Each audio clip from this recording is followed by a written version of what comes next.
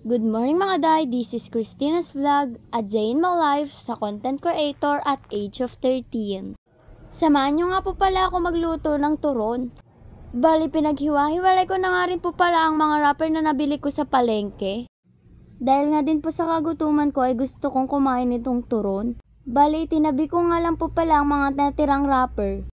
Isunod ko na nga rin po pala ang asukal na i-prepare sa mangkok. Bali kaunti nga lang po pala ang ilalagay natin sa mangkok dahil unti lang ang ating magagamit ngayon. Ginunting ko nga rin po pala ang gilid ng plastik nito para mabuhos natin sa mangkok.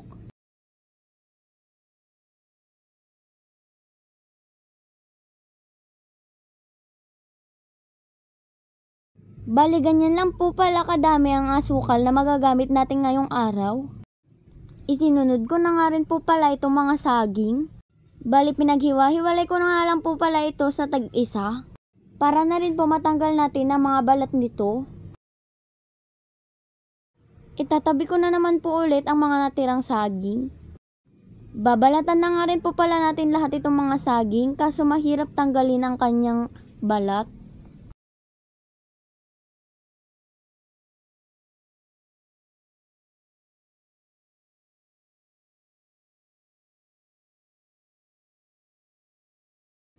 Sunod-sunod ko na nga rin po palang tinanggal tong mga balat kaso mahirap po talaga siyang tanggalin.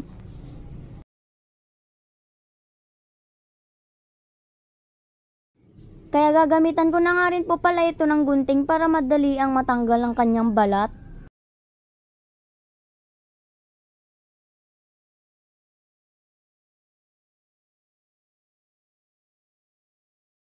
Bali lahat na nga po pala itong mga saging ay ginunting ko na sa dulo para madalian na lang.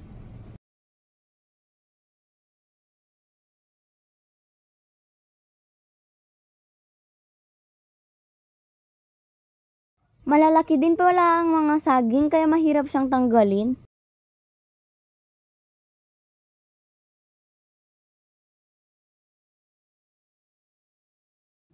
Pagkatapos po nito ay kumuha po ako dito ng kutsilyo para hatiin po ito sa tig-dalawa.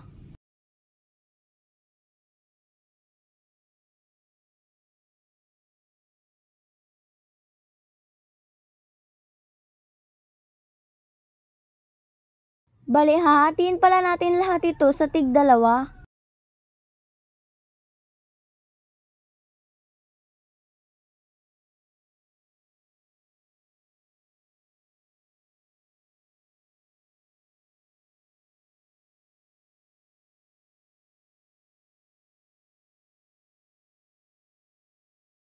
Tapos na nga rin po pala nating na-prepare itong lahat.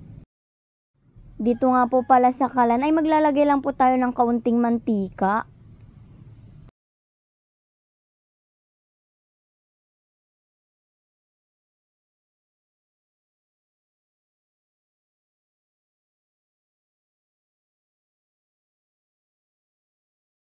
Bubuksan ko na nga rin po pala itong stove.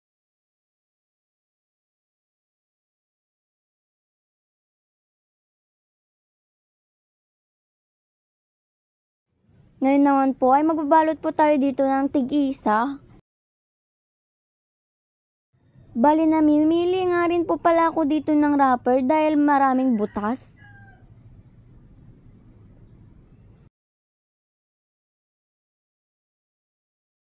Bali inikot-ikot ko nga rin po pala itong saging dito sa may asukal. At ibinalot ko na nga rin po pala lahat ito sa wrapper. At lalagyan nga rin po pala natin ito ng kaunting tubig. Para din po dumikit ito.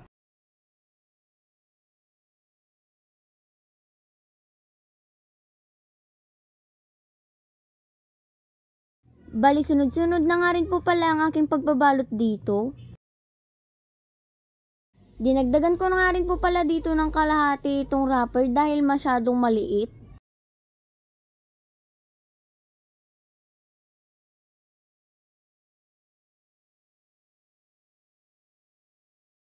Katulad nga din po pala ng ginawa natin kanina, linagyan ko na nga rin po pala ng tubig sa may dulo nito.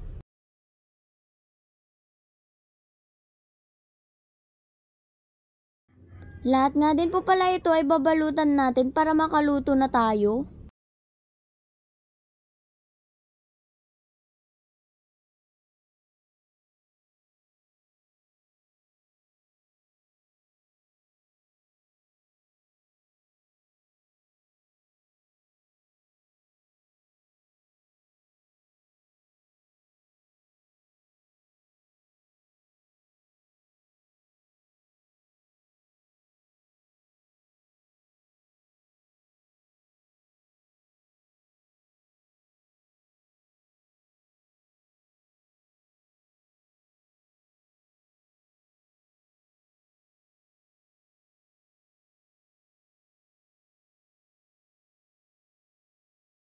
Pagkatapos nga din po pala ay inayos ko na nga rin po pala ang mga natira dito. Napansin ko nga rin po pala dito na marami palang saging na natira. Bali, 6 nga rin po pala ang mga nagawa natin, kaya luluto naman natin siya ngayon.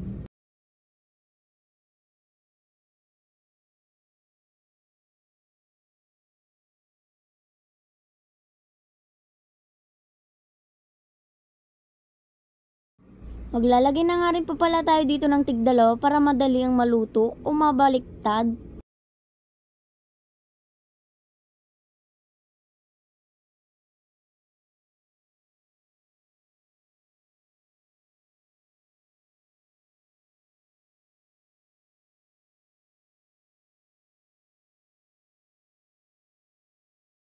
Binabaliktad-baliktad ko nga rin po pala itong mga turon para hindi siya masunog.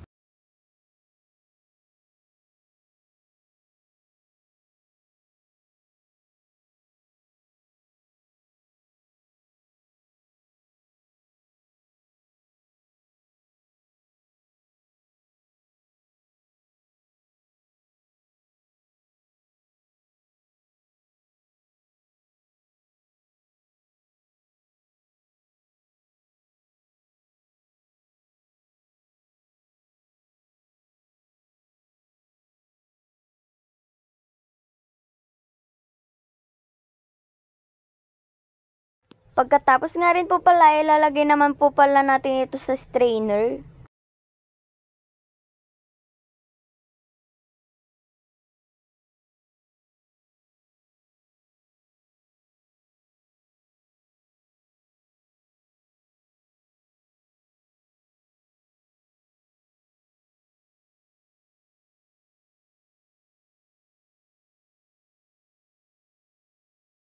Bali, parang nangingitim na nga rin po pala itong last dahil sa rami ng asukal na nalagay natin.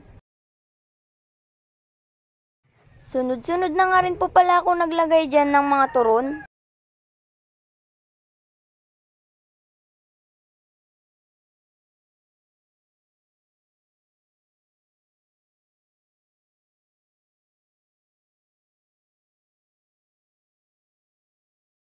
Nung binaliktad ko nga rin po pala ito ay parang nangitim dahil marami po talaga tayong nalagay na asukal.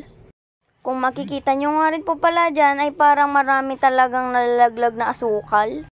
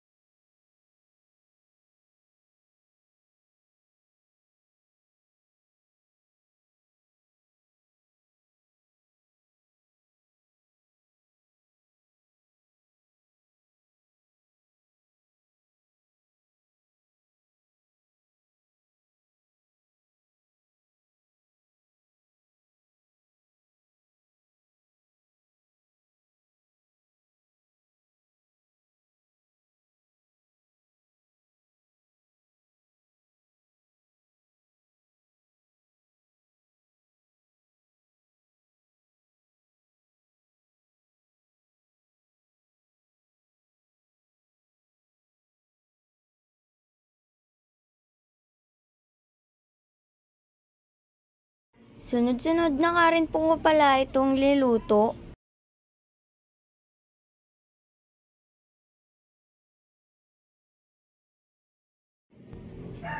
Baliktad po pala ako ng baliktad ulit dito para hindi siya masunog, pero parang nasusunog po pa rin siya.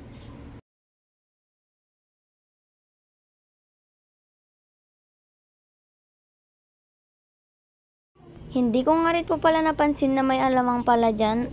Gawa na nga rin po pala kasi na marami po kaming manggang tanim.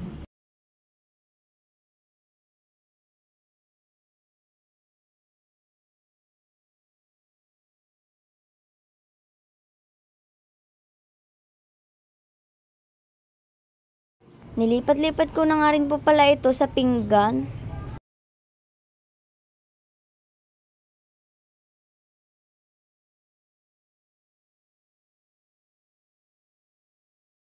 Yan nga lang po pala ang ating finished product. Maraming salamat po sa panonood sa aking vlog. Bye!